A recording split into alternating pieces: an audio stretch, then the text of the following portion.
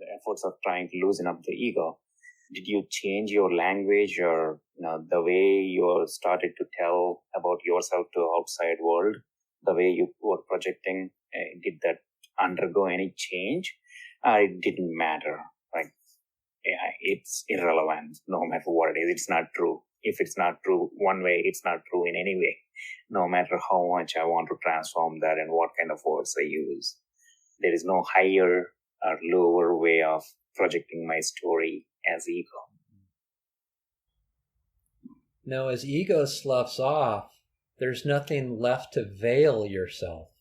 So you come through in this purely organic, natural form in the way that everybody wants you to show up. Oh, sorry. Say that again. In the way everybody wants you to show up? So you're accepted at that point of time in that manner? Well, in that fashion? There's nothing but yourself showing up.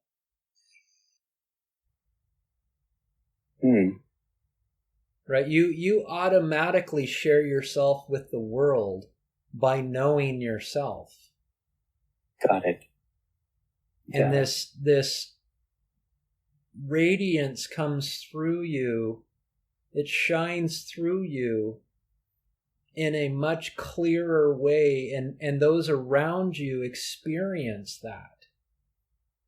They experience your calmness. They experience your equanimity. They experience your love. And the ego isn't doing that. It's just happening on its own accord. You're in line with reality because you've taken the veil off. And this is just shining. So your authentic self didn't threaten them, or they didn't find it awkward or anything like that? Say that again? So this is our the most authentic self at that point of time. But that didn't threaten others with their own egos. Does it threaten their ego? Yeah. That's a really good question. No, it from what I've experienced is that it helps them relieve themselves of their ego unknowingly. Wow, okay. It doesn't mean that they all of a sudden are into this message or want to know non-duality. It's that because I noticed it, with my wife. You have these relationships and you kind of know how to push each other's buttons a little bit, right? Yes. You kind of know how each other works. But when one of you, when your buttons can't be pushed anymore, yeah, they just realize I'm going to stop my egoic games too, unknowingly, because they realize that they can't move you in the way that they used to move you before. So they relax too. They're more relaxed around you because you're so relaxed around them. Wow. Those are that's the magical changes. That's why, when Ramana Maharshi said, your self-realization is the greatest gift you can render the world. These are the things that he means by that.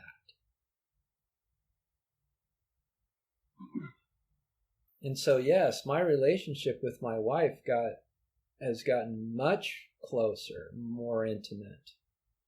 And I didn't do anything. Awesome. And I know this applies to my kids and my friends and colleagues. Yeah. Those are the pointers. Those are the teachers. When you see that directly, you just all you want to do is continue to turn within, relax within for the love of yourself.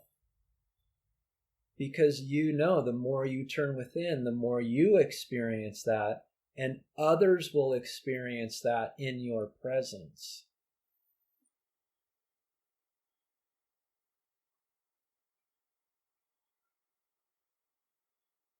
Wow. I didn't think about it that way, but it makes total sense. This is jnana.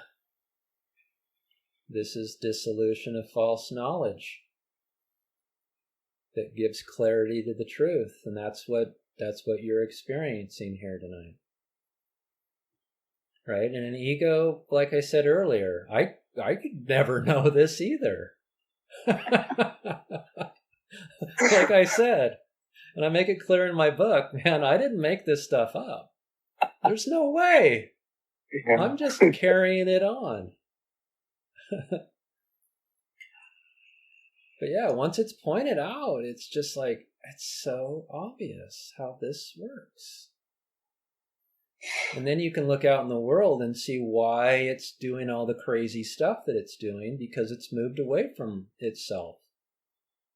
And then you have more compassion for the world and the people within the world, even the ugly ones. Because you just understand why they're doing what they're doing. And all you wish for them is for them to end their suffering so that they can love others and not want to hurt them.